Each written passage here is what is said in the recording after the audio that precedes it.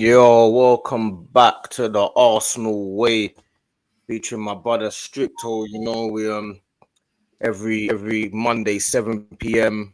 we stream it to both channels on FamZone TV and Stricto's personal channel, Stricto Strict. You can go over to either channel, man, and like and subscribe on both channels. You know what I'm saying? Say, my bro, telling me.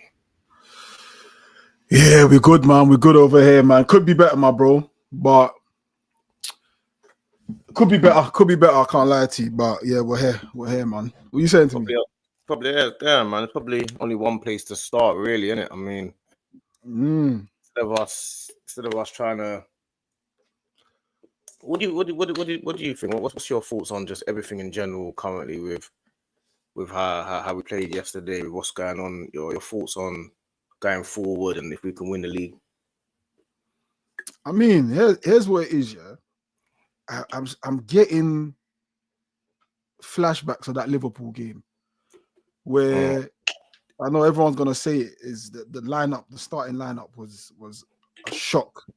It felt like man didn't learn from that lineup against Liverpool.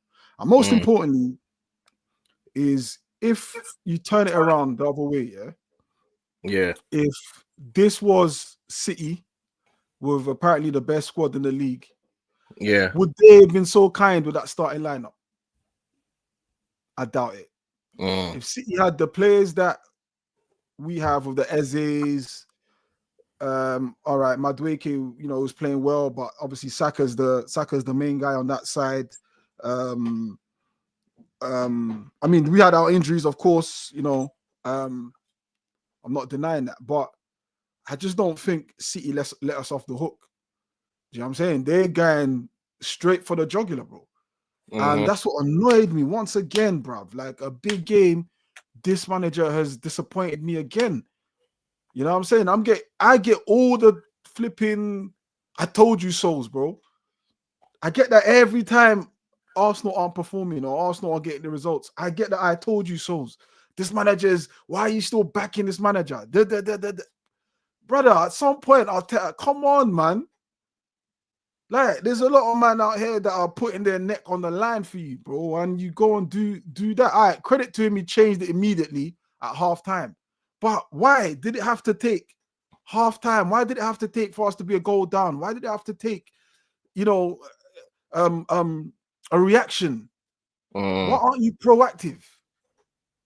You know what I'm saying, bro? See, before the game, yeah, it's funny, yeah, because before the game, like all week I was looking forward to the game, innit? Because I think what Arteta's forgetting and what a lot of people forget, that the game is a sport, but it's entertainment. It's something that we have. It's our release. You get me? This is like what we've grown up playing. Like, we forget all our worries when we're watching football. Like, we just support the team. That's all we're thinking about for that 90 minutes, bro. I don't even think about my bills. I don't think about no problems. I don't think about anything but the game. So you see Arteta, what he's doing, he made me deflated before the game, bro. You see, before the game started, yeah, I felt like, why? I'm all thinking about him. Like, I'm not supposed to be thinking about him. I'm supposed to be thinking about the game and looking forward to the game and the excitement of the game.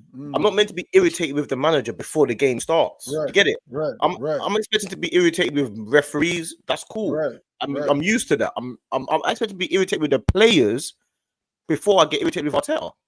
I'm meant to be irritated with the player's performance. Like, why is he doing this and why is he doing that? And, you missed the through ball, bro. Like, you got to make that pass. You know what I'm saying? Stuff like that. On the pitch things. On the pitch, before the game started, bro, I've had about 10 phone calls saying, bro, what's this guy doing? Like, we're irritated before the game's even started. Like, you've deflated us. You've deflated the fan base. I'm saying, whether you're Arteta in or Arteta right, it's neither here nor there. It's about you giving us hope and belief. That's what your job. That's the first job that you have to do. You didn't even have to do anything. All you had to do was play the players that excite us, and you chose not to do that, bro. In 2 consecutive games, bro. 2 big games, bro. Like, all right, you can get away with the Liverpool one. You can say, the game's come a bit too quick for Eze. Even though he's been playing all season with Crystal Palace, he's done the preseason with Crystal Palace, but you can say, he's not ready yet to to be thrown into that, which is crazy, but you can get away with that. But this game at home, bro, at home against a Man City side, I'm sorry, we should be beaten. We should be beaten. This ain't the same City side, bro. Like yesterday, yes, we equalized late on, and man got carried away celebrating the goal. But after that, you think, bruv, a draw's a bad result, bruv. If you're wanting to win this league, bro, you want to be up there with Liverpool. You want to be as close as possible with Liverpool. They've got a 5-point lead now. That's 2 games. That's 2 games we've got to rely on Liverpool to fuck up on, while not fucking up ourselves. Do you get what I'm saying? 100%. And that's what infuriates me. Right? I understand. He said Mourinho, he likes to keep possession, and fuck possession, bro. Like when Man City dominate possession, guess what? They win their games. I'm not about possession, bro. I couldn't care less. We could have 6% possession. For me, it's all about winning the game. I don't care about possession. Will I walk away with 3 points at the end of the day? Will I put a pin in City's bubble? That's all I care about. And yesterday we didn't do any of that. And yesterday just was for Liverpool. Like Liverpool were the biggest winners yesterday, bro. Biggest winners yesterday. I don't even think. I think Arteta underestimated how much better this team is than Man City is. I don't think he realized. I think we controlled the whole game with Mourinho. Like I ain't seen a team when we played Man City. I've not seen a game where Rodri doesn't dominate the game before when he plays us. I've not seen that before. This is the first time I've ever seen a game. They had 26% possession or something like that. Like I've never seen a game. Never. Ever. I've never seen us dominate them like that ever. And this is without Mourinho. This is with Mourinho on the pitch. So I'm looking at it thinking, bro, like if you don't know your own team, to know your team is a lot better than them, then what's going on there? Because you don't even know your own team. Because the funny thing is, Eze is the one who unlocked the pass. It's him who unlocked it. So I'm trying to look at it thinking, like, I don't expect you, to do things that my girl can see. Do you get it? Like, big man thing, bro. Like, we've got to be serious about this. I don't expect you to do things. My girl said to me, I'm still explaining her the offside rule, but she watches deep in football now, bro, yeah? No, she said to me when she saw the team, because she watches it all the time when I'm out, when I'm in, she's hooked on Arsenal right now because of me. Do you know what she said? Didn't we buy Eze to play, or did we buy him to be to come off the bench? I said, no, we want to play. She goes, how come he's not playing? And I can't even answer her. See? I can't even answer her, bro. You see? Because... that's it. That's it. You put it well, bro. Like, basically what you're saying, even a blind man could see that. Do you know what I'm saying? Even a blind man could see, like, what? I don't understand. Like, and for Eze, he's all right, cool. We know midweek he didn't have the best of games midweek. He got hooked off. Cool. But given the opportunity now where we're at home and Odegaard isn't there, like, when else are we going to be able to see what Eze can do in the middle of the park? When else? Because we know when Odegaard comes back, you're going to shift him out wide. Definitely. So what other time are we going to get to see how proficient Eze is as a 10 and as a chief creator? No other time, bro. Like, you can't keep trying to get him to play these little games like maybe the Potville or all them other dead teams, bro. Like, we need to see what he's like against defense that have been built on millions of pounds. We need to see what he can do against. What's that old saying? Steel sharpens steel, iron sharpens iron. Iron sharpens iron. Do you get what I'm saying? So we needed that yesterday, bro. And I think Jamie Carragher, I rarely agree with this guy, but Arsenal wasted 45 minutes yesterday, bro. 100%. Got it spot on. Wasted. Wasted. Bro. I can't defend that. I can't defend that. City would have left there thinking, wow, we got away with one. Obviously, in context of the game, they were winning until the last minute. But, bro, you see, they were making subs, defensive subs after defensive subs. Stones come on. Who else come on? Ake came on. They were just making bare defensive. Yeah, no, bro. It was literally like It's 5-5-0. 5-5-0. Bro, there was no attackers, bro. They played Doku up front for the last bit. They played Doku. Doku was just so he could get the ball and run at it. But the point is, that's the only reason we got back into the game, because of their subs. But when I'm looking at that game as a whole, and I'm looking at like I said in my match preview, and I said in my match reaction, I said, you see, like when we play football, we talk behind the scenes. Do you think the players don't talk behind the scenes, bro? You think them man are not in hotel rooms? Because you know when they go to the hotel and they're traveling away, and you think them man are not sitting and playing FIFA talking about what's going on? You think they're not saying, bro, why does he keep playing Marino in the 10, bro? Why does he keep doing that? You think the man are not? You think Eze is not having conversation with his brothers when he goes home and chilling on the phone and saying, bro, why does man keep benching you for Marino, bro? You think these men are not talking about you, bruv? 100%. Do you get me? You're going to Anfield. Okay, I understand Anfield because it's a serious ground. I get that. And you're playing Marino in the 10 and Bilbao and stuff like that. You're playing Man City at home and you're playing Marino in the 10 position. Do you get it? And not only did you play Marino in the 10 position, that wasn't the most irritating decision, you know. The most irritating decision was Trossard on the left. Oh, I was thinking, where did that come from, bro? Like, what happened there? Well, you think you could have put Eze there, or bro?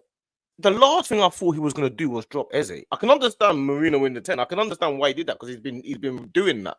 But I thought guaranteed Eze starting on the left at least at the bare minimum, and he plays Trossard left.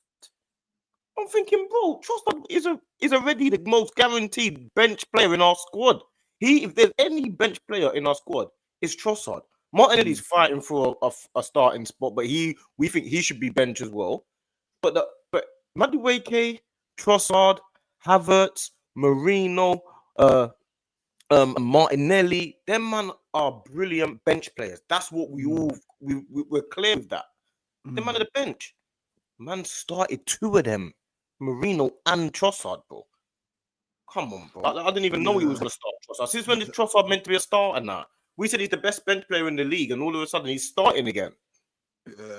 He done a lot of madness, bro. I'm not gonna lie to you. He done a lot of madness, and it's a shame because it was an opportunity wasted, man. And even I said that no one's probably gonna agree with me here, but even I think another one is Mascara.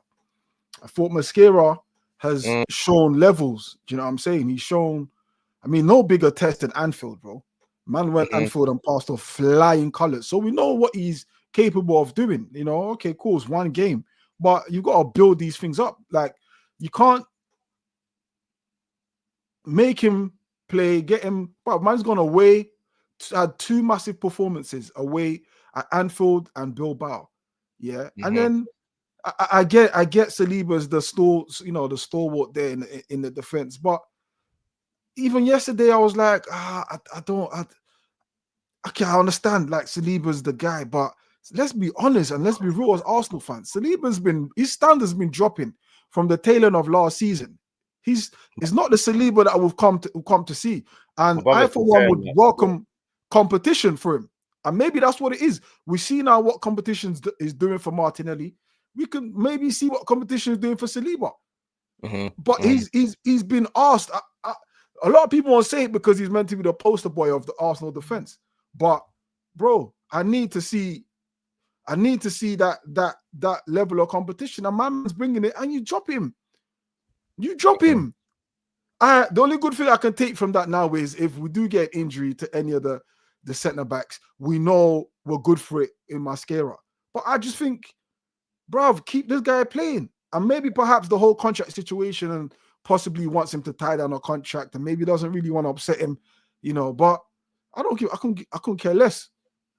I couldn't care less. Play who's playing, play who wants to play who desires to play. And I'm not saying he doesn't desire to play, but in this season that we're in, and when I mean season, I don't mean 2025, but I mean in this era that we're in as Arsenal, this position we're in as Arsenal, competition has to be top thing in the club, in the team. You know, we're gone are the days where the team used to pick itself. You know, now if you get injured, best believe you got to fight back your place. Saka, if you get injured, best believe you got to fight back your place. Anyone there, you get injured or whatever, or your form drops, best believe you got to fight for your place. You know, so I was quite disappointed to see Mascara out. But even down to the goal, what did you think of their goal, fam? Like, what did you see? That was all Saliba. That goal was all Saliba, bro. Everyone. I spoke to a couple of people that were talking about Gabriel just sprinting back. I'm not thinking about that. You play 3 defensive midfielders in midfield, and we can't even win that ball in the middle of the park. So that's the problem. That's the first problem, because all 3 of them had a chance to win it, and none of them won it. Then it goes through, and then Saliba's got an easy option to cover Haaland, and you leave Haaland completely and utterly free. So that goal was always going to happen. You know what I'm saying? I'm looking at the goal, and I'm thinking, bro, that goal was way too easy for a team that's meant to be defensively solid, bro. Like, way too easy, man. Easy. Like, come on, bro. You lot. And then the thing, you know what it is? Like, when I was talking to people after the game, I'm not so annoyed. Like, drawing with Man City, you can do. That can happen, innit? I'm more annoyed about the Liverpool. We need to keep pace with Liverpool. That's where the issue is. Because if we drop behind Liverpool, we know we're not a good chasing team. We know that already. We've not been a good chasing team for the last couple of years. So I'm feeling like we've had a couple of hard fixtures this year. We've got to keep within reach of these guys. They're 5 points clear. All of a sudden, we have to beat Newcastle, bro.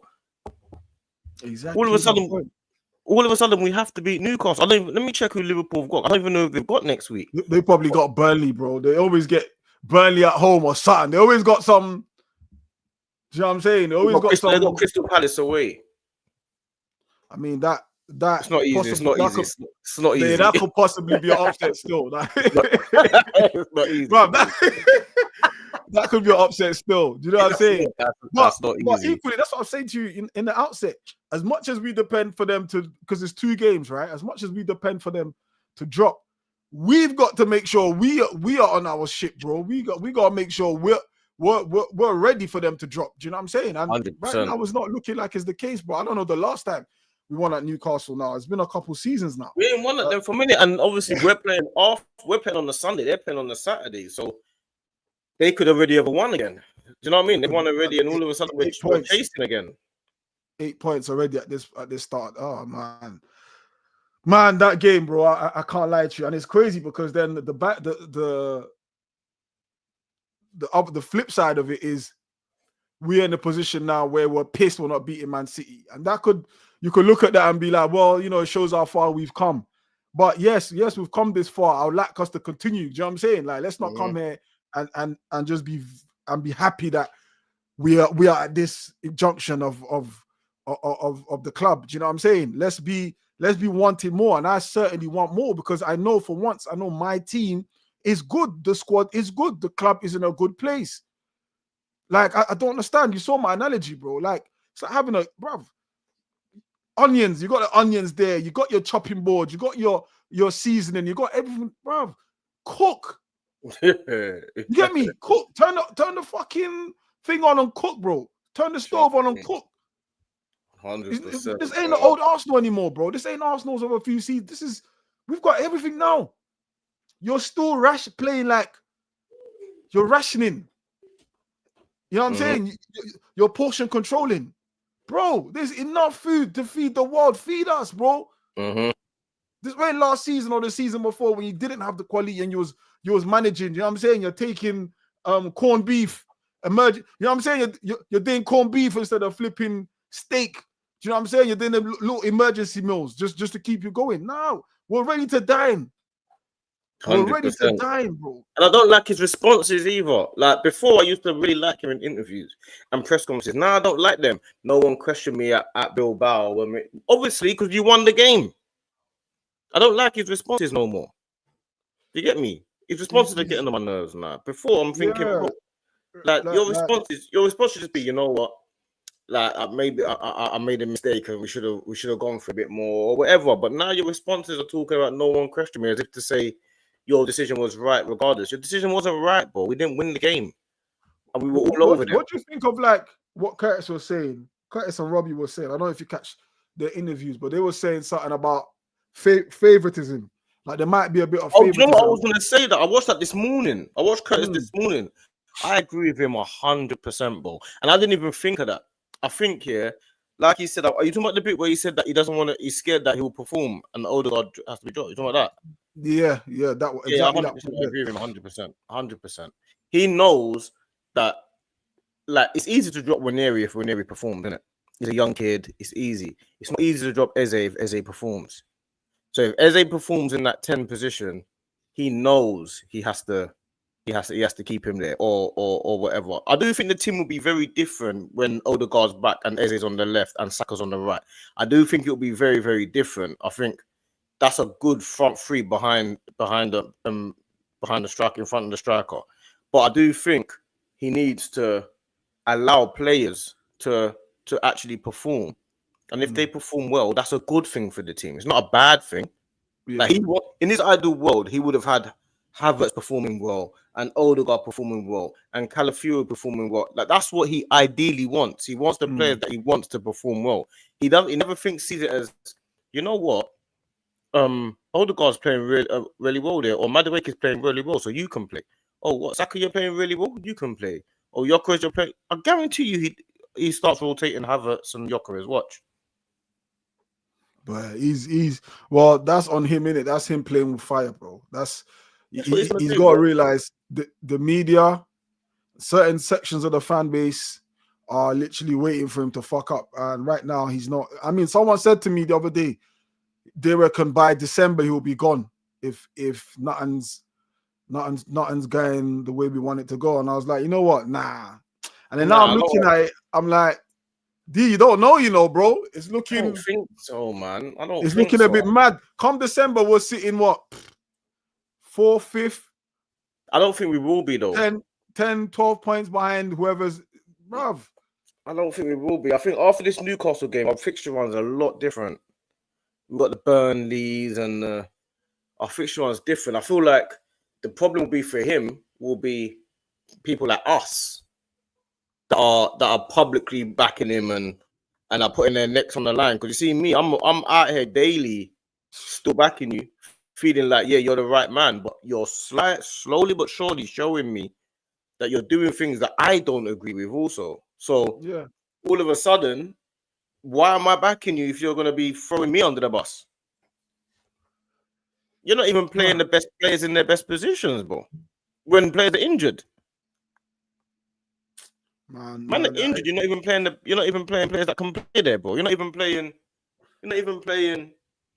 Okay, Eze, I'm not saying he has to play the 10. We're not even playing Nwaneri in the 10 and Eze left. That would have been easy. Or it would have been easy to play Eze 10 and Martinelli left. That would have been easy to do. Man played Marino on Trossard, bro.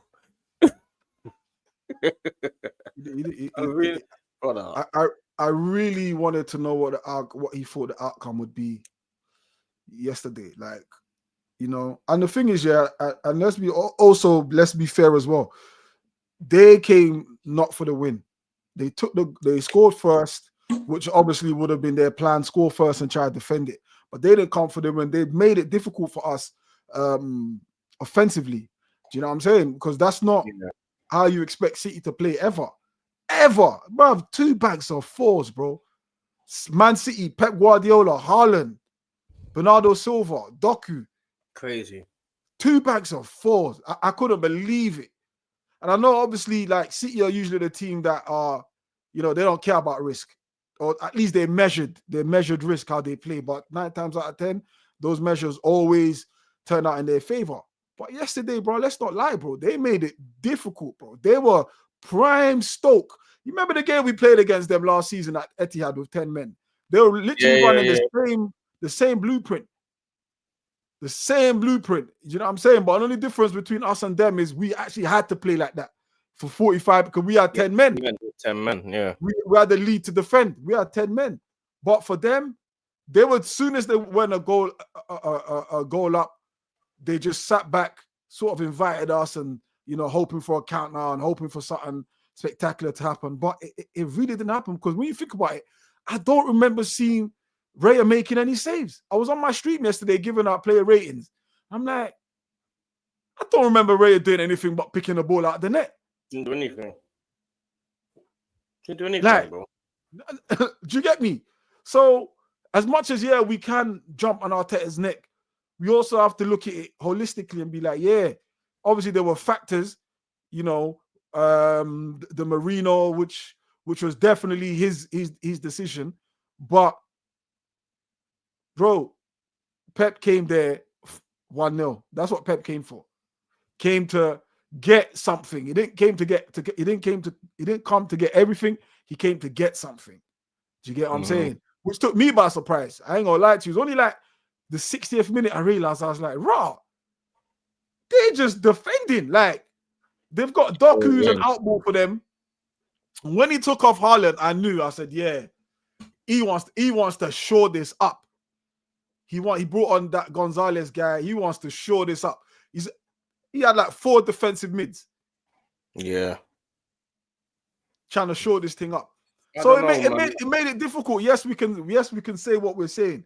But I think when we look at it, if that was City that we expect to come and play football, then they would definitely would have been in trouble. They definitely would have been in trouble. Do you know what I'm saying? Yeah, but they're not going to be in trouble with Marino in the 10. And the thing is, yeah, I don't even want to make it so much always about Arteta's decisions, but that's the highlight of the reason why we feel we didn't win. The bare minimum you got to do is play your best team, innit? Especially against the top teams. The bare minimum we want is the best team playing. There's no way you think Marino in the 10 is the best position, is the best team. No. Hell no. Like, come on, bro. Like, and every time he got the ball, you had to go. And I don't even blame him. It's not his fault. You're setting him up to fail, bro. Like, he must be thinking, like, I don't even play here. Like, I play on the left-hand side. I don't even play in this position. Why are you putting me in this position? This is not where I play.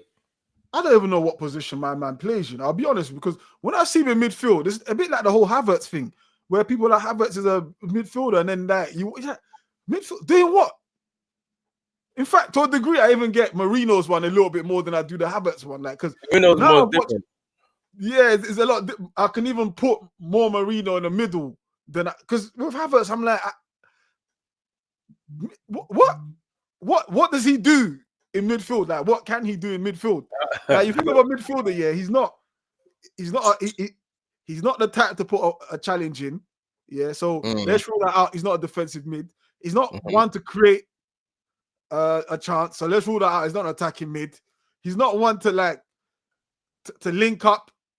Like, what is he like? Not really a box to box. He's not quick enough to be a box to box. You're not one that's striking 30 yards out. Don't know, bro. Like I've never seen Havertz strike the ball 30 yards, 20. I've never seen it. Havertz is one player that all he's got is his mind. He can't really do anything else. He can't really run with the ball. He can't really run with the ball. He can't shoot. Yeah, his passing ain't that good. Like, Arteta's got this thing where he buys players that don't have any sublime attributes. Do you know what I'm saying? Like I like players that are extraordinary in at least one thing. You get me? Like, I would much rather have Adama Traore because I know he's just super fast. Yeah. Than have a Havertz because I know one of them is going to do something that I know what I can get. You see? Yeah. He always buys these players that are just okay at stuff. Do you know what I mean? Because he feels like he overcomplicates a lot of stuff, doesn't he? There's too much. Football's a simple game, yeah. And you see these guys, this new day and age, they've overcomplicated everything. Every single thing is about half space. Every single thing is about quarter space and in between and on the outside. Nothing is the basics anymore. There's no such thing as the basics. There's no such thing as 1-2s. There's no such thing as laying the ball down, run the channel. They've lost all of that, which is why someone like Eddie Howe that plays the basics so well can overtake a lot of the stuff that these guys do. That's the reason why. If you play the basics well, there's certain thing that my uncles used to say when I was playing football was play the way you're facing. Stuff like that. We always overcomplicate everything. He's got an attacking midfielder, our number 10, our captain that can't shoot, can't dribble, he can pass a bit, but his best attribute is what? Pressing. That's what our creative attacking midfielder's best attribute is. Doing this pressing, bro. This is what overcomplicates every little thing. It's the Spanish, man. The Spanish killed football from 2008. Right, when I started seeing false nine, I didn't even know what the fuck a false nine was, bro. Oh, what is that? What is a false nine? Like from when that started happening, where a team can play without a striker, but have someone there who's like a striker, but it's not.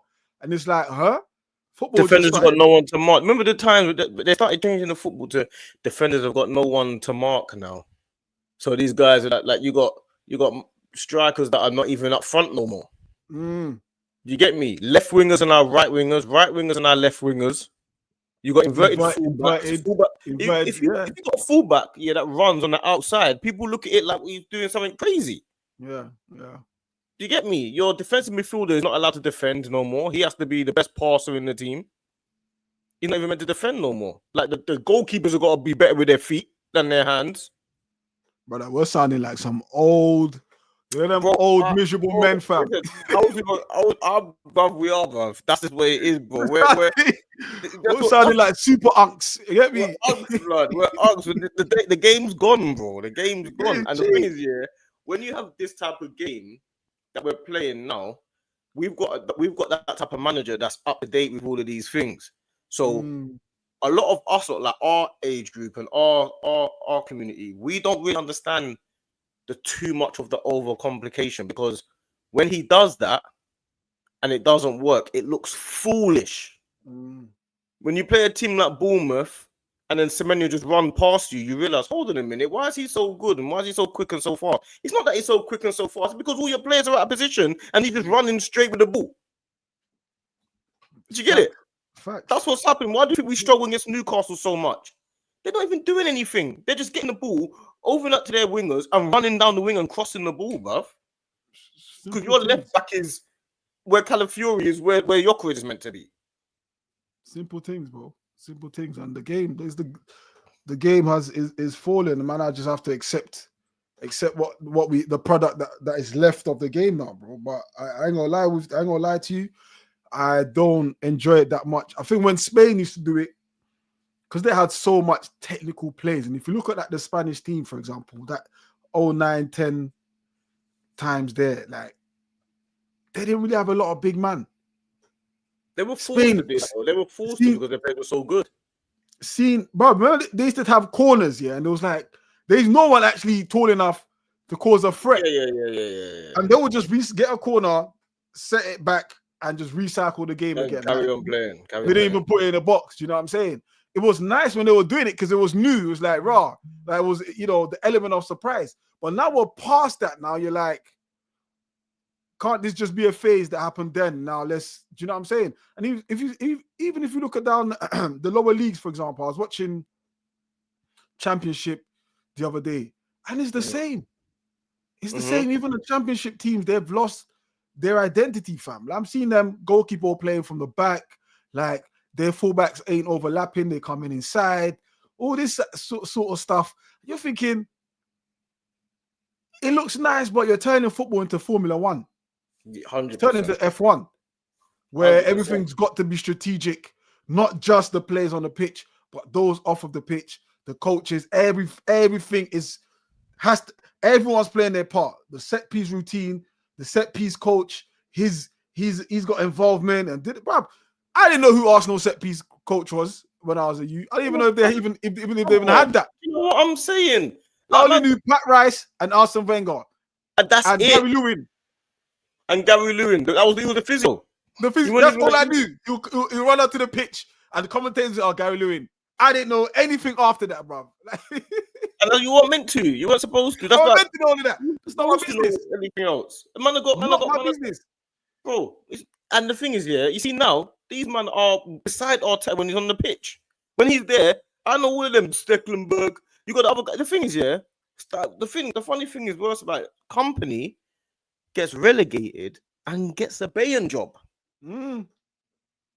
Because he plays good football, because he plays out from the back. How do you get the Bayern job after getting relegated, bro? You showed me that your team, you can't keep your team in the top division of the Premier League, and then you get one of the best jobs in world football. How does that work? The biggest job in world football. The biggest job, bro. The biggest job. Managing Bayern Munich. Yeah. One of the biggest jobs in world football because of your playing style. It's like playing style is more important than results. And the funny thing about it is Arsenal's ethos as a club is to play good football, and Arteta's taken us away from it. Don't let us lose our identity, bro. Our identity has always been playing good football at the bare minimum, entertainment. Even if we weren't winning trophies, we were entertaining the masses. Everyone always said Arsenal played the best football. When we used to play Man United, we used to destroy them with chances, but they used to always beat us with results. But people used to be like, yeah, when you play Arsenal, they're going to play 1-2s, 1-2s, 1-2s. That is our ethos, to play good football. It's ingrained in us, bro. Don't make us lose our identity, bro. And that's the thing. And now I don't know whether, honestly, whether it's on him or it's just the nature of the game now. Like it's because if you look around the clubs in the Premier League, everyone more or less plays the same.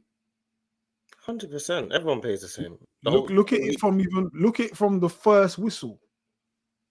Everyone does the same thing from the first whistle. Everyone, bro.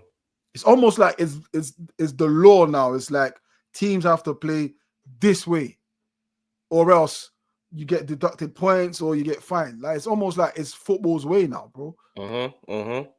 You know, but it's done me in, man. I can't lie to you, bro. It's doing me in. It's not for me, man. I've had enough of it, bro. I've had enough, especially when you're not winning trophy, bro. Or even winning games, winning games like that. Especially when you're not winning trophy. We're copying Pep. We're never going to be better than Pep at being Pep. We're not going to be better than him, bro. We're not going to be better than him at being who he is. That man there took it to a whole new level, bro. We got. And the thing is, for the future as well. Like I'm a guy that I back Arteta and I support him, but I'm looking at the future. Like if we don't win the league this year, and it's been 4 years in a row. Can I really say he's going to win the league next year? Really? Can I really say that? What you saying? What you after this season? Can I at some point your mindset has to go to reality and not so much of what you think can potentially happen, innit? Do I really believe he's gonna win the league? That these other managers are getting better as well, you know. They're buying better players. Liverpool they got what, like. We're not favourites to beat Liverpool this year. Anything can happen, of course, it's football. But do I think he's going to be better than Slot this year? Really? Do I think he can win it next year? So far, he's showing that he's not. So far, he's oh, man. I mean, the only positives, bro, is there's still a lot of football to play. Still a lot that could happen. The season, what was it? What week are we in? Week 4, week 5? I don't even know. I've lost count. Next week will be 6. Yeah. So it's still early. A lot of football to play. Different scenarios to come up against, different stories to build. You know, so that's one thing. You know, we're not at that time where it's panic time, but we also do recognize red flags. You get me? Like, yeah, when panic, when what do you class as panic time? Like if we don't beat Newcastle next week, is that panic time? Because bearing in mind, he's probably going to play the same midfield again next week. That's a good question. When is panic time? Panic time. Like, I think panic time. I'll put it like this to you. I think panic time is when the football isn't getting the results. So right now we're dominating. Right now we have a lot of possession. Right now, all of this and all of that. But once the football drops another level down, where I'm not enjoying this, we're not winning, or like it's just not nice to watch, or that's when I'll start panicking, because how have you got these squad of players and they're not playing, or at least understanding how you want to play? I think that's when I'll start panicking. For example, now, I think one really good sign to see if players do back their manager is to see who's renewed their contracts. You know, if a player renews his contract, that's a telling sign that, especially as a key player, that's a telling sign that this guy's behind you. You know, this guy believes in you. You know, like right now we're waiting for Saliba, but prior to that, we've had Ethan sign. Obviously, we bring SA sign. I'm trying to think. I think Saka signed. Saka, No, yeah, he ain't signed yet. he ain't signed yet. No, not yet. Or am I going back to his old contract? Yeah, he will. He's looking at offering him I the mean, highest. Gabby signed. Yeah, Big signed. Gabby signed. So it's telling. I think we'll just have to monitor players like Saliba, see what that contract situation is like. And I think like when you look at it like that, you can sort of see from the outside looking in what we're actually seeing inside. I think my panic time will be if we lose at Newcastle. And I don't put that past us, bro. Like, we ain't won there. I mean, if we lose at Newcastle, for example, let's imagine worst case scenario is lose or draw. So let's say we draw and Liverpool win. Yeah. That's 7 points behind Already. after 6 games. Now, I've got to look at it realistically. Like, it's all, I can say, oh, yeah, 7 points behind. The season's not over. There's a lot of football to play. Of course there is. Of course. But I'm looking at it wholly as, do I really believe of the whole course of the season, we can overtake that 7 point gap and go on to continue to beat them and beat every team? And like, I just don't have that much faith. If he was to play, like I say, Saka, Odegaard, Eze, Gyökeres every game, and I know Gyökeres is playing 90 minutes every game, and then I know he's going to start taking Gyökeres off after 60 minutes. I know it. I know he's going to be playing Havertz a lot of the time. I know that. I know he's going to do these weird things. I know this for a fact. The only players that are going to continue to play are the defense and the 2 midfielders. Everyone else is going to be all over the place. You know, you mentioned the midfielders, bruv. Zubimendi, what do you make of him, bro? He's nowhere near Partey. I'll tell you that for free. I'll tell you that for free. He is nowhere near Thomas Partey. He is a level below Thomas Partey. I don't care what anyone says. I don't care how many goals he scores. I don't care what he don't control the midfield. He's nowhere near Partey, bro. I honestly, bro, I was thinking that yesterday, like on my stream, and I was doing a player rating, and I came to him, and I was like, I don't remember you doing jack shit. Like, and I can't say that for Thomas Partey. Thomas Partey always has some influence, bro. Whether defensively, whether offensively, whatever. He always has an influence. He's ball carrying, even his switches sometimes. Like, again, maybe it will take us time to understand what Zubimendi's game is, but 100% right, bro. He's not what we've come to see from Partey. Now, I don't know whether or not he's a different sort of player. Obviously, he's a different sort of player to Partey. But in terms of impact, I'm not seeing the impact because there's no way yesterday Partey plays that game and we're not talking about him in some capacity. We could have gone this whole show without mentioning Zubimendi. I think we've realized this whole show without mentioning him, bro. Bro, Zubimendi, bruv, watch this year. At the beginning of the season, everyone said I had an agenda because I said it from the beginning of the season. I've said this for about 4 weeks in a row, so I don't talk about it no more because everyone says I've got an agenda against Zubimendi. Bro, Partey is the biggest loss to us that we even realized, because what's happened is we didn't realize how good he actually was or how much he actually helped us. Zubimendi is like, he's like an inexperienced. It's not his fault because he's just not as good as Partey. Furthermore, he's nowhere near as good as Partey. He had a good. I don't think he played that badly yesterday. I think he played all right yesterday, but he's all right. It's just not Partey level. Partey would be cutting open that team with ease. Partey would be. I even go as far as saying their first goal, Partey fouls them in that situation. Yeah, definitely. Partey definitely dragging someone down. Definitely. You know what I'm saying? Like Partey's doing that, and I've seen Partey do that 1,000 times. Definitely. You know what I'm saying? And Zubimendi, all of them lot in that space there, in that 10-yard space, just let that ball go. Just let that ball go. No Africans in our team anymore. It's a myth. Do you know what I'm saying? I'm being serious, bruv. We need Africans in our team. Partey is stopping something. And that's what, for me, like Zubimendi, I get he scored that great goal against Forest. 2 goals, good. But I want to look at things holistically, not just like, zooming in on one aspect or one game or whatever. When I look, I just think the stuff that, and maybe it's us being unfair to him because, like you said, bro, he's nowhere near Partey. And let's be honest, there aren't many midfielders in the world that do what Partey does. They just, especially Partey at Arsenal, carries the ball very well, very intelligent. Intelligent ball. Very intelligent. He doesn't waste energy, Partey. Everything he does is concise, precise, like like that. And now maybe it's sort of like maybe that Van Persie effect where we had Van Persie, we was used to what we was getting, and then after Van Persie we get Giroud. It's not Giroud's fault. He's not Van Persie's quality. Same thing. But we definitely know there's a big drop in quality in that position.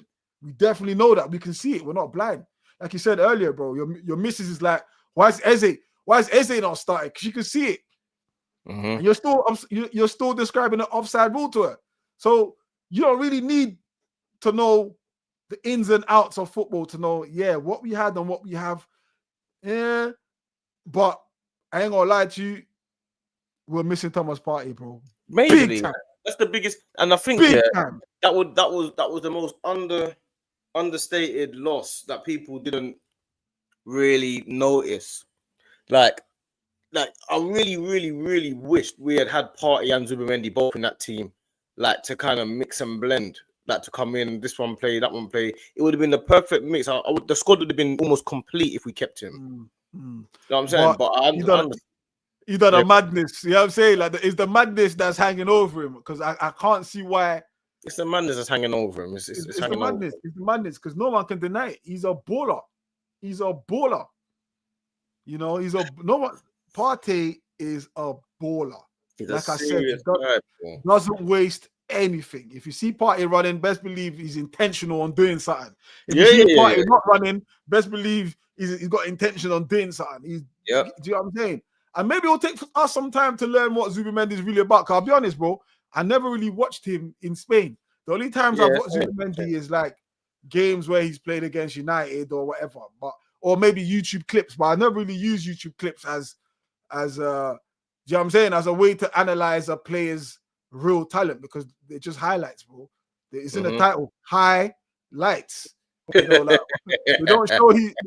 show anything else but his highlights. Do you know what I'm saying? I don't really follow it that way, but it's gonna take me some time to get used to Zubimendi. And listen, I'm not saying he's a shit player, and I'm not saying he doesn't belong in that midfield. I'm saying from what I've seen so far and what I've been used to, the levels aren't there. Maybe he's got levels, but it's not an upgrade. It's not an upgrade. And what he does is he confuses Rice because he goes moving around. Because Zubimendi, he's everywhere. Like he ain't quite like Partey just stays in one position. He sits there and you know where he's gonna be. And Zubimendi's everywhere. Like he's like a box. I didn't know he was a box like that. He runs around like Rice does.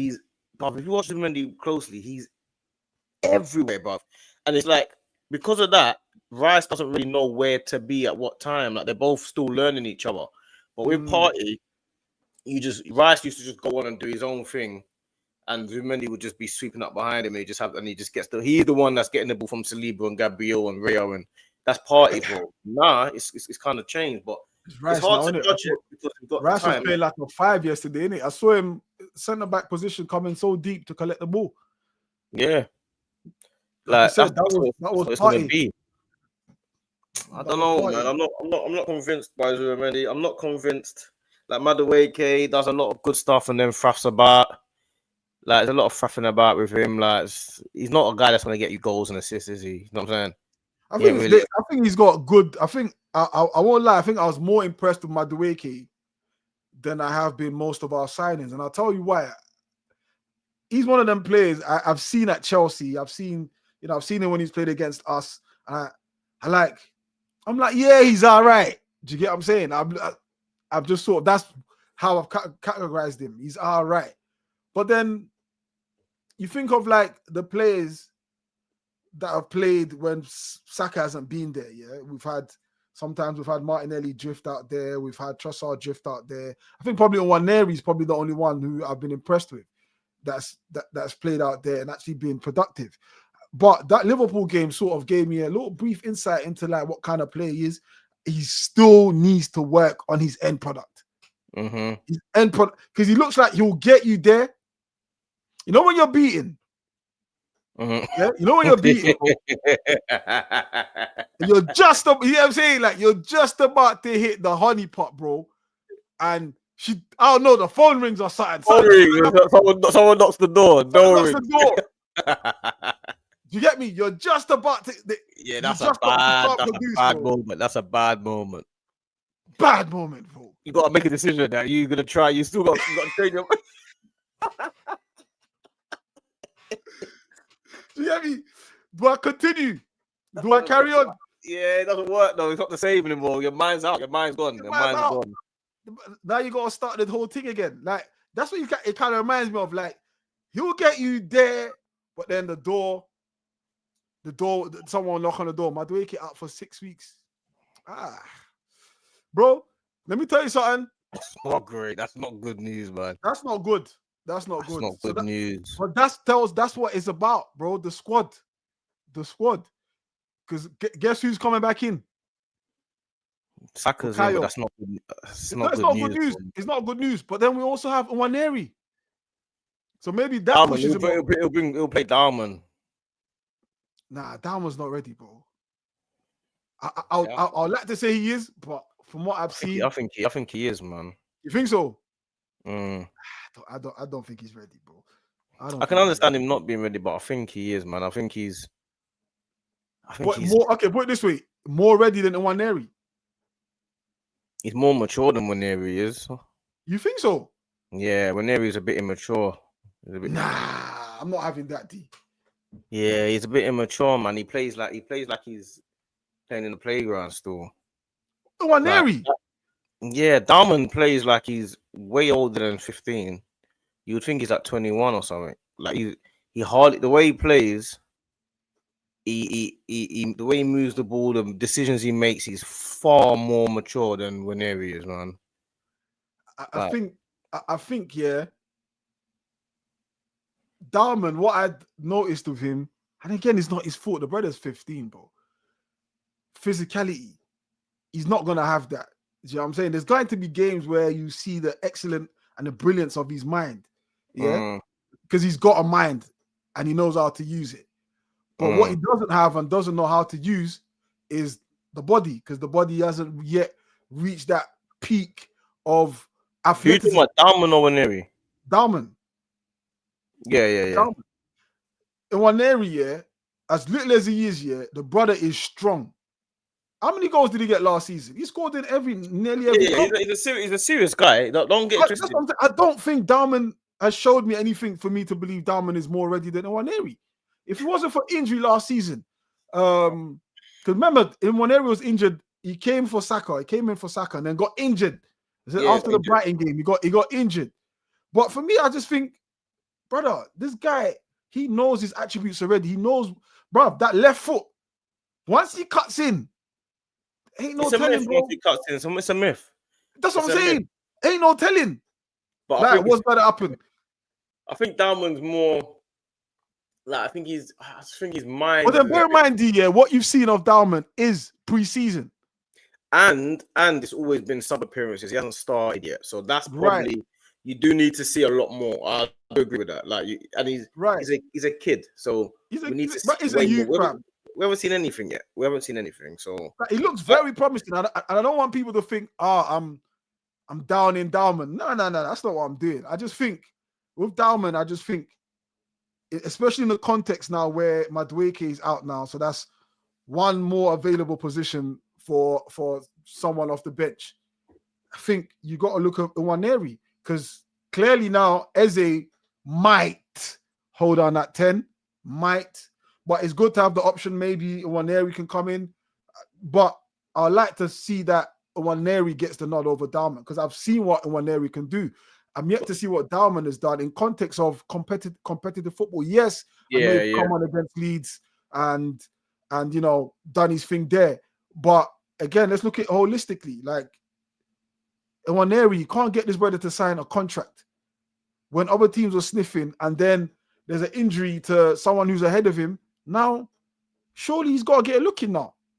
I agree with that. But I think Dalman's a bit more physical than Nwaneri as well, man. You think so? Dalman, yeah, definitely. He's like 6 foot. He's like 6 foot or something, bro. 6 what? Dalman's like 6 foot, and he's nah, big, bro. He's about 5 something. Oh, Dalman's not. He's bigger than Nwaneri, bro.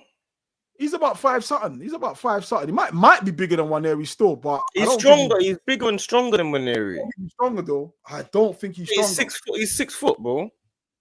Is that what the numbers are saying? Yeah, he's 6 foot. He's big and strong, bro. When you get the ball, you hold the ball, and like he's always holding off. Like he's always got his back to goal. He's always holding off, man. I think that Kirkes thing, how Kirkes had him against Liverpool, especially that was what for 2 minutes though, man. Like I think he'll rip Kirkes to shreds. I'll be real. I just for me personally, if I had to make that choice of either Dalman or Nwaneri, right now you got to pick Nwaneri. I think like all day. He's done it before, so you got to go with what you're used to. But I think Nwaneri's potential is a lot higher. You know what I'm saying? I mean, Dalman's potential is a lot higher, but I agree with that. He's young. He's younger for sure. Do you know what I'm saying? Like he's the face. He's going to be the face of Arsenal for sure. Do you know what I'm saying? But I just think like at this stage where injuries are happening and you're rotating, I think you got to also be careful in what you're doing. Do you know what I'm saying? Like you got to be careful in who you're bringing in, bro. Dalman, 15 years old, bro. What was you doing at 15, bro? Definitely weren't playing against Dan Burn and them man at 15. Do you get me? Like that, bro. I definitely weren't doing that. I started growing at 19.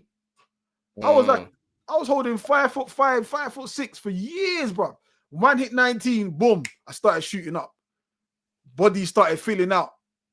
Do you know what I'm saying? So he ain't reached that stage yet. But I think Nwaneri, we know Nwaneri, that's Nwaneri in it. Certain man, he's just built that way. Do you know what I'm saying? But I definitely know what that left foot can do, bro. Ain't no telling, bro. The thing is with Nwaneri, he reminds me of Cole Palmer. Like that's who he reminds me of. Like one of them players. Like he's a golden assist merchant, innit? Like if he's in the team, he's gonna score or assist, but he's involved. Like Nwaneri's a guy that will be involved. If he gets the ball, he's gonna be involved. That's how he's that type of player to me. So I feel like we've got to find a way to get him on the pitch. But to me, he's got to start getting on the pitch before Odegaard and that now, man. Like Odegaard doesn't do enough for me, and like I say, I'm always gonna run with this Saka in the 10 business. But if we're not gonna stick with that, then we need to go. Nwaneri needs to be on the pitch, bro. Like Nwaneri, Saka, Eze. I don't know, man. I'll tell you, I won't do it though. But what about even Skelly, bro? What about even Skelly would need to be in the midfield. Maybe, like, because I'm looking at that midfield and I'm thinking, clearly Arteta doesn't know his midfield. He knows everything else. He doesn't know his midfield. If he's tinkering and he thinks, I mean, let's be honest, Calafiori will get injured at some point of the season. That's basically how that's him in it. That's his thing. So definitely. maybe Skelly will come into there. But in this place now where Arteta's, I won't even say he's even experimenting. He's actually made up his mind that it's that midfield free. Like definitely. We've got Portfield coming up. Is there a chance that we'll see MLS in that midfield? Because he's not going. I imagine he's not going to. Nah, he'll play Norgard and all that, man. And probably MLS left back in it. Yeah, he'll play Norgard, Nwaneri, someone else, Marino probably. He'll probably play those three and stuff like that. Because I can't see him playing MLS unless he plays in Cappy left back and stuff like that. But I don't know, man. Like I feel like the squad is so good and so we've got Jesus and Havertz coming out. The squad is so good. I feel like if there's anything that's gonna hold us back, it's gonna be the manager. Now I'm at that point now, but I didn't think he was holding us back. I thought he was bringing us forward, but now I'm looking at it like you probably are the one holding us back. You're not letting players thrive. These players need to be thriving. These players need to be enjoying themselves, happy to go on the pitch, like how Luis Enrique had PSG, bro. Like, all of them must be happy to play for that team. You can't be upset playing for that team. Look, you can express yourself. Go and be free, man. Go and do your thing. Get me? That's what Yeah, they do. yeah. They're not. Go and express yourself. Go and be free. Go and play football, man. Go on in. First and foremost, enjoy the game. You think these players are enjoying the game? You're not enjoying the game. You got to enjoy the football, bruv. You got to enjoy football, man. 100%. 100%. Oh, man. He's not allowing me to enjoy football, but Listen, on my side of it with Arteta, like as frustrating as he can be, and he definitely is, I won't lie to you. I still think he's the right man for the job. You know, and I want to be too positive, but we're still sort of there. I think the Newcastle game will be telling, and how he gets around that Newcastle game. Let's be honest, bro. We should be beating Newcastle. And Isak, we should be beating a team like Newcastle. Like, I don't even want to hear no excuses, bro. Eze is in the squad now. Martinelli's Gyökeres. You know, like, you're not gonna unlock Gyökeres with Marino. It's as simple as that. Do you know what I'm saying? I tell you who can unlock him. Eze can. You know, if you compare Eze to Reinders, the only reason why Haaland scores is Haaland has always had a KDB. He's always had someone that feeds him. Gyökeres doesn't have that. Yesterday was the perfect example. If you look at the goal we scored when Martinelli scored, Gyökeres was out wide on the left, nowhere near the action. So if you've got a player like Eze, he's looking and thinking, all right, and he just in his eyesight, he's seen Martinelli sort of like already getting ready to get in position. He saw that. But I'm telling you, if Gyökeres is there, Eze finds him. Eze found him, his last goal. Eze will find him again. You just got to have the players that can unlock them. I will never get the Marino thing. For me, Marino is there with Havertz, bro. Bring him on if you need that extra. If nothing's working, dash him on. Extra height. A bit like Marouane Fellaini. Dash him on. That's exactly what he's like. I was gonna say last question before we end, yeah. Yeah. What do you think of Gyökeres overall? And because I see a lot of banter about him, there's a lot of stuff going on about him, and people are loving it. There's a lot of criticism online. There's a lot of talk. He's the hot topic right now. What's your thoughts on him? Again, that's basically what I just said, bro. Like this guy. I saw. Are you worried? Are you worried? No, I'm not worried. I'm not worried about what he can do. I just think his one is very. I'm worried when he's getting the service and he's not bagging. That's why I'm worried. It's like, because then what else do you need, bro?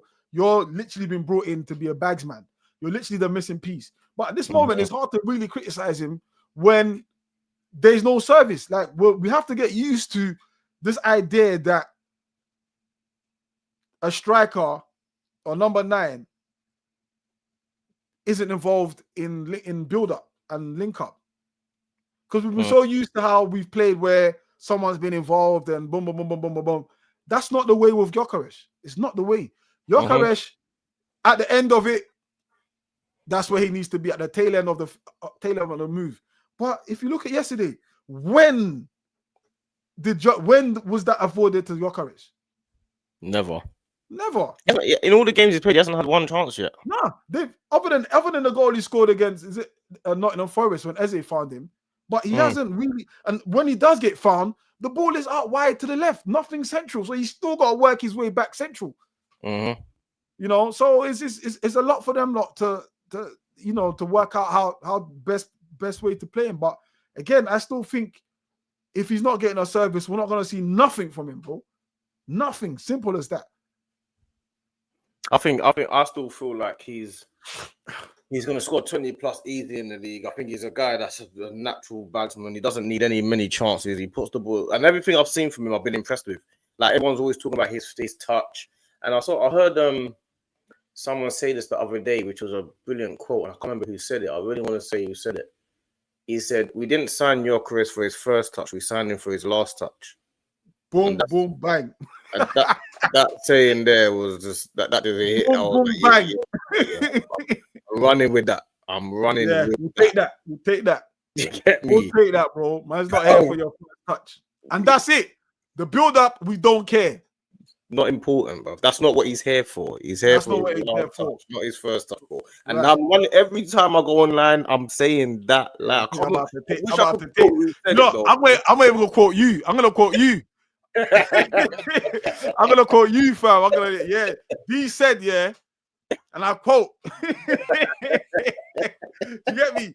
Because you don't know who said it. I know where I'm hearing it. I heard it from you, fam. Yeah, I'll take it, bro. You get me? We didn't start Jokic for his first touch. We're starting for his last touch, bro. Simple That's things, that, bro. I'm running with that, and that's it, bro. Simple things. But before we end, let's run with the predictions with Newcastle. Oh yeah. Sunday. Let's run that quick. Prediction for Newcastle Sunday. Again, depends what team he plays, bro. Like, I can understand he's gonna go Marino in the 10. I'm telling you, he will. He'll play Marino in the 10. Like, you know what's funny? Yeah, he's gonna start with Marino, and it's going to actually bang. And and then don't say anything you're gonna regret, bro. Don't say. I'm trying to see it like he's gonna start with Marino. It's gonna bang, and we're gonna forget all about it. You're going mad. You're going mad. That's not gonna happen, bro. Marino in the 10 against Newcastle away makes more sense to me though than against Man City home. I'm not mad at Anfield away or Bilbao away or Newcastle away, but Man City home I'm mad about. Do you get it? But I can understand Marino in the 10 against Newcastle away. It makes a little bit more sense to me. But we had a couple games before that didn't work. But yeah. I mean, as they what would your starting 11 be for Newcastle away? What would you do? My starting 11 is pretty much everything but Marino, bro. Like, it's pretty much the back four. Mm-hmm. I know he's not going to drop Saliba, but I would prefer Mascara. Saliba's had awful games against Newcastle, awful games. And then that midfield of Eze, Rice, Zubi, and then Saka. Martinelli's surely he's earned his spot back now. Martinelli. Yeah, I mean, who's there, bro? Who's the alternative now? Martinelli's earned his spot back. Who's the alternative? On the left. It depends who you play in the 10. What you plan to do? We want to play Eze in the 10. Yeah, Eze in the 10. Okay, if you play Eze in the 10, then yeah, Martinelli plays left, yeah. But Odegaard's probably by then, no? Odegaard needs to chill a little bit, man. He needs to relax a little bit. Because bruv, just heal up, innit? Just heal up. Stop wasting our substitutions, bro. Like, if the shoulder's not healed, stop wasting our substitution. But if Odegaard is there, then I would have Eze on the left and Martinelli as sub, because there's certainly a conversation that he might be a super sub. You know, you look at it as a fullback. You've been running around 60 minutes, and then you see Martinelli coming on. That must be disheartening, bro, because you know you're gonna be run ragged with pace. That's if the Martinelli we've seen in the last two games is what we see. Do you know what I'm saying? Not dead end, run dead end Martinelli. If it's productive Martinelli, then that will be a problem. He's nice coming off the bench. Yeah. Do you get me? Yeah. But then I'm also against, if he wanted to do something mad, drop Gyökeres. No, you're going mad. You're going mad. You're going mad. I see someone put it the other day. I put it yesterday. No, today. Sorry. Marino up top. You're going mad. No. Martinelli up top. You're going mad. Martinelli up top. And Trossard on the left. Owen. And who on the left?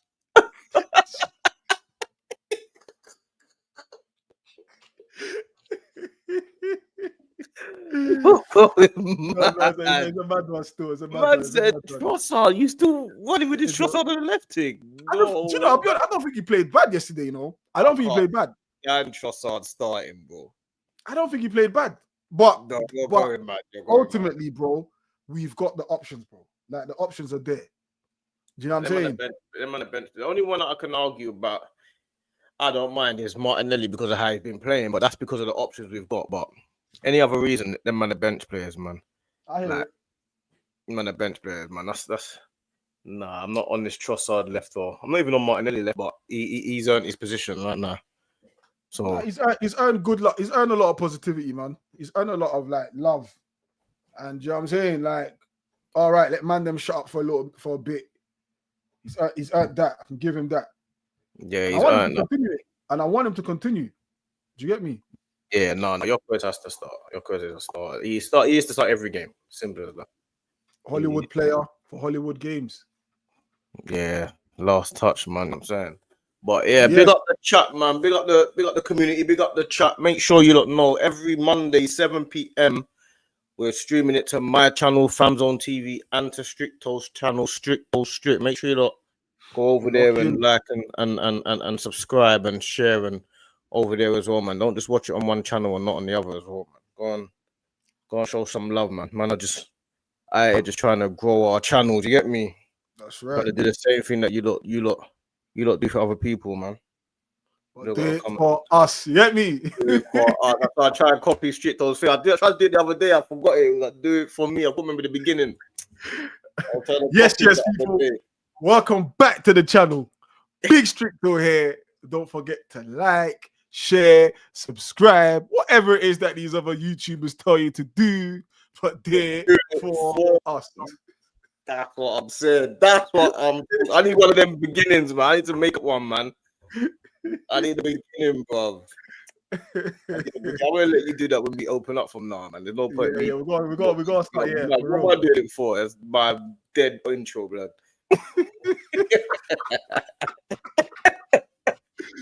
Hey, we need an intro. We need an intro for. I know. We need to make one, man. I need to make one.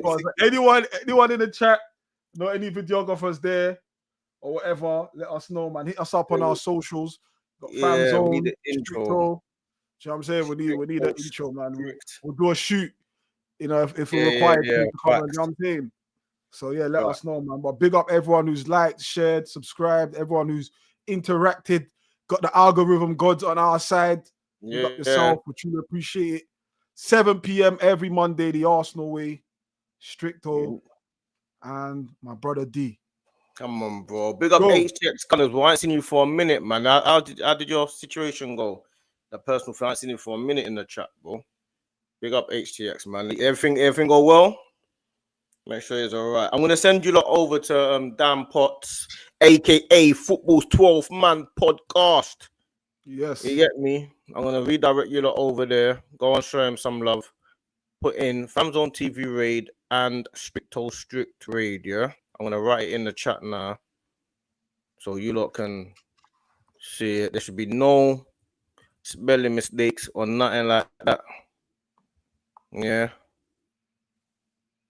Watch this, yeah. So there's no excuses for you lot. Yeah, go on. Yeah, so you lot can see FamZone TV Raid, Stricto Strict Raid. Yes. Make sure you lot go on. Make sure you Dan Potts sees that. Make sure if you want to confuse him a bit more, put in ackee and saltfish, jollof rice, rice and peas. Just confuse him a little bit as well if you feel like it. If you're in the mood, you get me? Dan Potts, that's my guy anyway. So go and confuse him up. Stricto Strict Raid, FamZone TV Raid. Big up my brother Stricto. We'll be here next week, Friday. Next week, Monday, 7 p.m. Every Monday. You know the pattern, you know the zone. Make sure that God bless all the views. You know what I'm saying? Life is short. Make sure remember to love your loved ones, man, and reach out to the people. Then you get me? People that you ain't spoke to for a minute, reach out and just give them your love, man. Life is short, you get me? But yeah, man, we'll see you lot next week, Monday, 7 p.m. We're out of here, man.